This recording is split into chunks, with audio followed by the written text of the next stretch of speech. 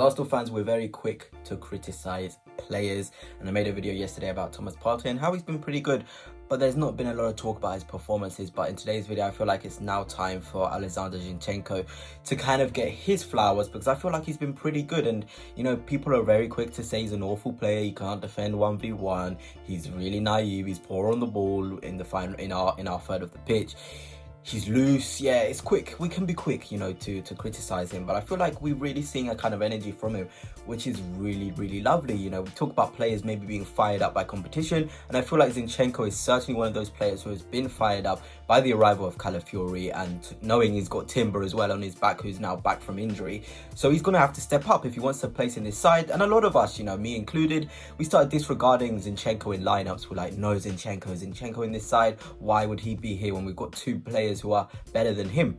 But no, the sort of qualities that Zinchenko has, no other player on our team, you know, can provide them. The line-breaking passes from his left foot, the disguise passes, it's very special what he does sometimes on the ball. The rotations as well that he has with the players in front of him and around him is really good. You know, there's a reason why Kyle Walker in a team of De Bruyne, Bernardo Silva, and all the technicians they have picked Zinchenko as a player who's the most technical in Manchester City, because he has the fundamentals to play football, to rotate, he has the football brain, the skills. Everybody would love to have a Zinchenko in their side with his technical ability, and it's just about using it in the right way. A bit like Thomas Partey, where I was like, you don't play Thomas Partey in a game where he's going to be exposed athletically, because he's athletically declined.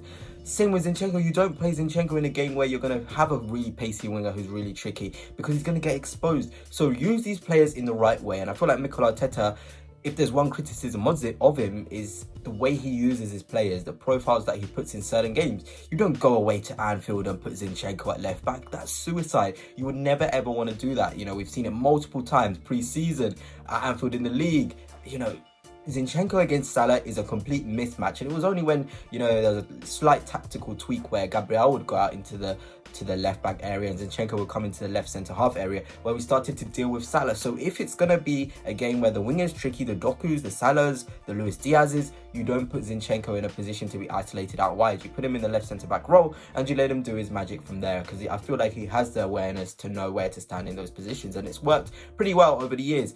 But also, you know, with Zinchenko, I feel like why his form dipped really was he physically was just not there. There was a lot of injuries for him last season.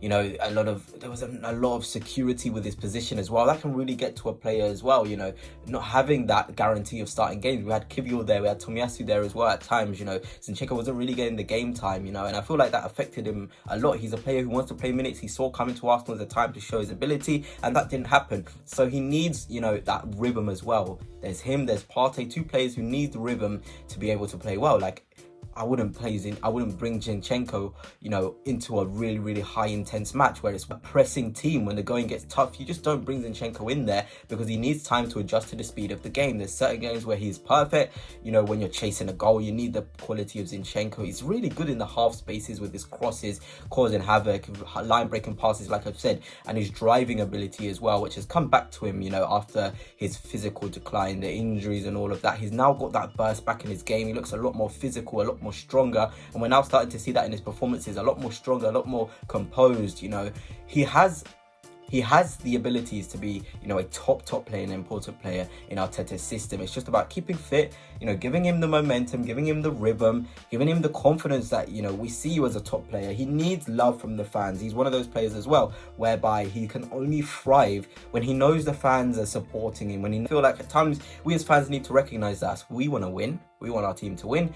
So we want our players to feel the love that they need to perform. And Zinchenko is certainly one of those players. And I feel like he can really be important next season, especially in the low blocks, mid block games. He is a weapon, you know, and I'm sure, you know, getting in that left centre mid signing in Marino will almost just unlock Zinchenko again. It will give him that defensive security, because let's be real, playing with Havertz in the number 8 isn't the most inspiring thing for a left back who is not really known for defending, because you're just going to be isolated a lot, because Havertz doesn't know the defensive rotations from left back to left centre mid to left wing. That isn't his forte. He needs to be in a central area. He needs to be second striker. He needs to be running from deep. He doesn't want to have to do this rotation stuff because he's just simply not that sort of player. So a Marino or Declan Rice, when he's in there, you can see the difference it makes to Zinchenko. And I feel like it's, again, Mikel Arteta finding the right blends with his players and making sure certain players are playing with each other because it maximizes their teammates. And I feel like Zinchenko is definitely one of those players, and I'm just really excited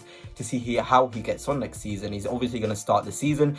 Calafiori isn't quite ready to start against Wolves, so let's give him the confidence, let's support him, because I feel like he's going to be really, really important.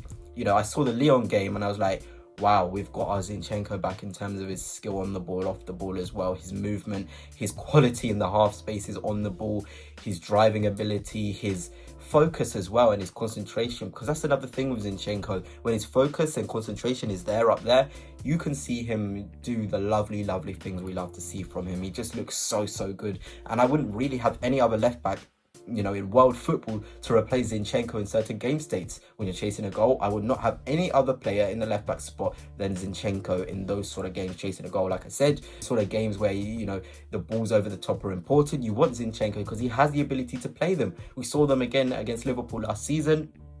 The goal that Bukayo Saka scored, it came from Zinchenko's intelligence, finding the link into midfield, and then the ball then goes over the top through for Kai Havertz, and that's how you get the best out of Zinchenko. Those sort of games, he's an absolute joy to watch at times, and I feel like, you know, us as fans need to get behind him and support him because he is a quality player for sure. And I would not sell him at all. I do feel like his profile is definitely important, and the games in pre-season, I know it's only pre-season, has shown this different fire and hunger from him.